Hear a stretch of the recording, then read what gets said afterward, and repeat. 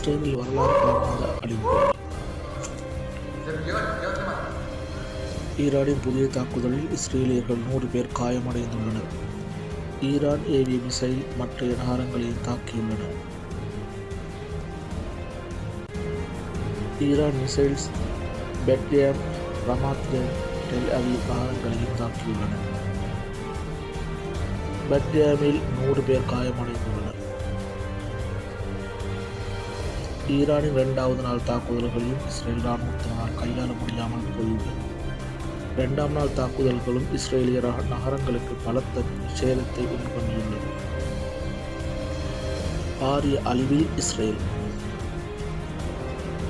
இஸ்ரேலிய ஹைஃபா துறைமுகம் தாக்கப்பட்டு அரை மணி அளவில் இந்த நகரங்கள் தாக்கப்பட்டது குறிப்பிடத்தக்கது.